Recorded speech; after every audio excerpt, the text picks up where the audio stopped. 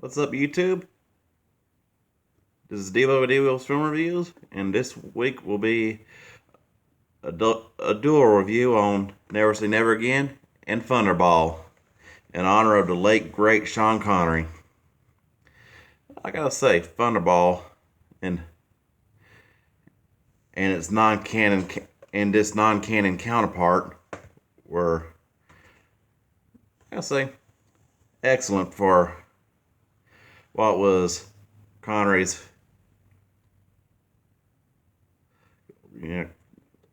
fourth in Bond canon compared to his official final portrayal in a Bond in 83's Never Say Never Again, which was the last portrayal of Bond, but of course wasn't canon to the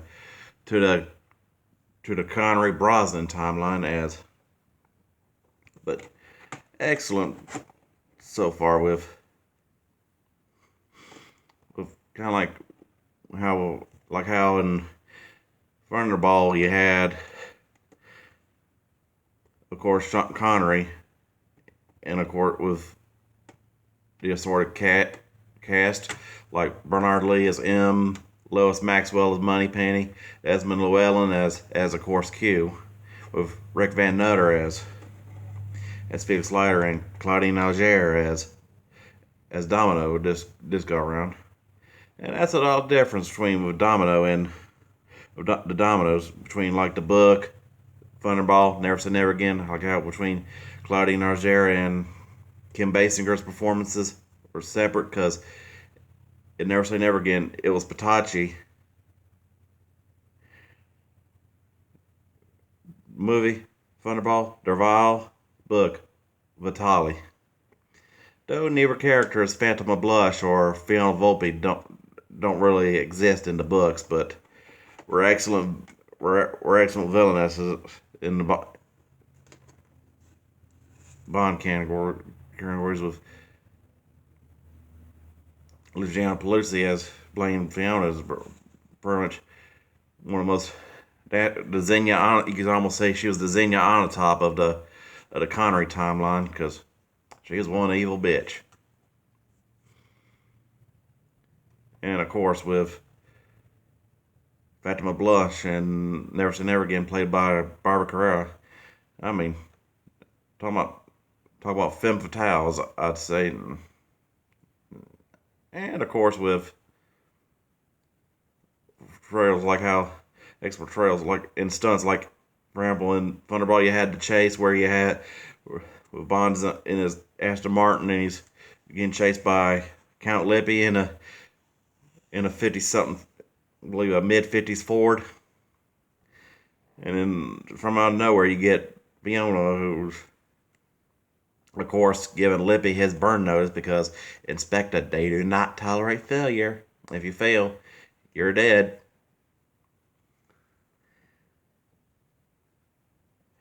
And of course old Count got his burn notice, unlike, which is a lot, which that version, Thunderball version, was a lot more of a brutal bad guy compared to the cameo he got in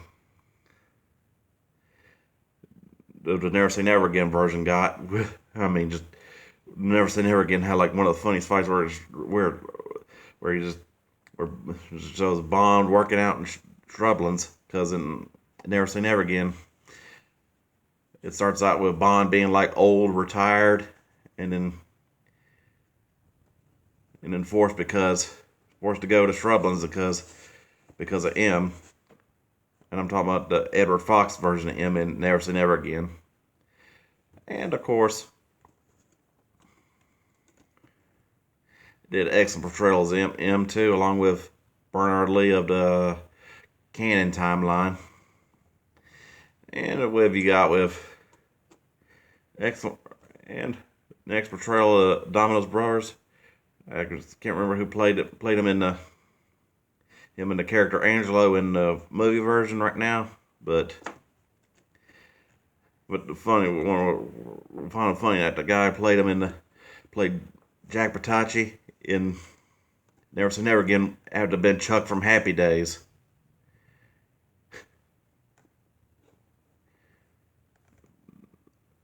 Excellent portrayal for a soon to be killed off character when he was considered a loose end. The Spectre considered him a loose end.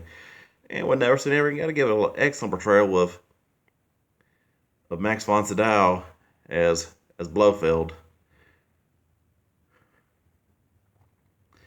And I gotta say, Thunderball actually has the canon version actually had a better theme song. Though in the running, in production, they settled with Tom Jones when they could have had Johnny Cash. Yeah, a lot of people didn't know that Johnny Cash actually tried to apply to record a theme song to a Bond movie. Wonder how redneck that would have been. I mean, surprised they didn't get him to play Felix Leiter too at one point. Kind of like I mentioned in my Diamonds Are Forever video, like how they should have really had Jimmy Dean should have played Felix Leiter instead of Willard Wright. But back to the Thunderball and Never Say Never Again. And it was surprising that Connery came back after Diamonds Are Forever and he said, never. But then his then wife at the time told him, never say never again, which is how Never Say Never Again got its name. Which coincidentally, ironically, to reboot your own movie, except with like the alternate timeline, Connery was Old Man Bond, even though it was originally supposed to have been Lazenby, but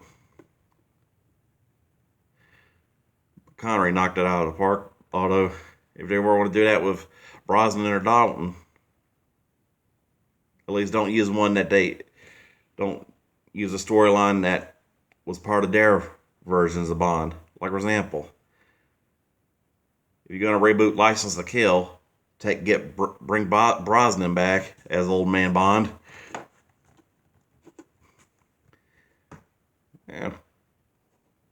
And some odd tidbits with one thing that proved it.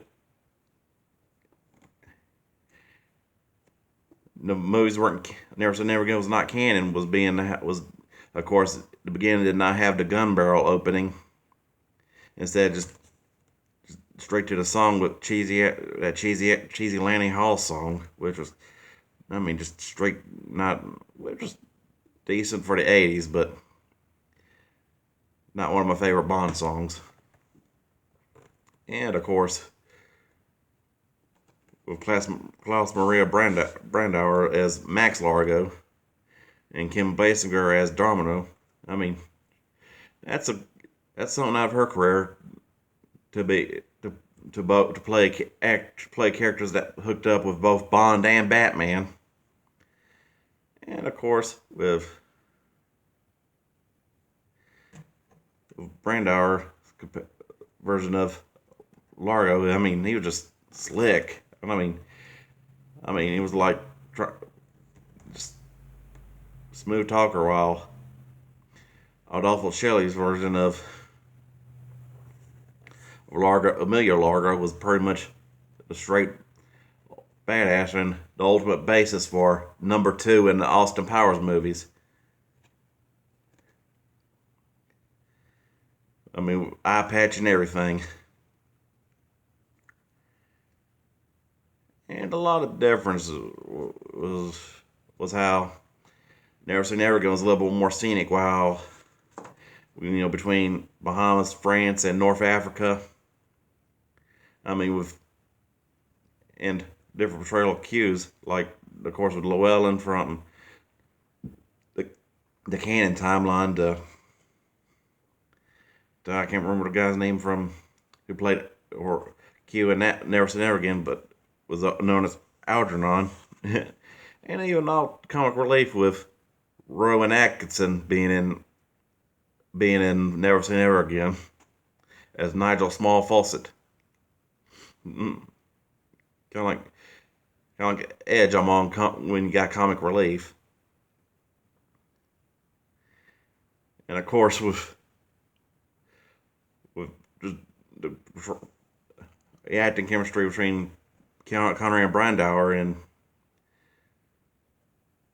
Never Say Never Again was, I mean, just kind of, I mean, just flat out smooth criminal. I mean, just instead of like a kind of like, yeah, being the 80s, only in the 80s where you, instead of a game of poker or baccarat, like in Thunderball was in their first encounter alongside a skeet shooting match at Palmyra, you had them try to play a video game, and like, yep, that's the 80s, all right. And people opt for video games over card games, and it was elite functions and all. And there's again, I also had that epic car chase or motorcycle chase with that epic bike, and of course with Bernie Casey's version of Felix Leiter, and of course until Jeffrey Wright being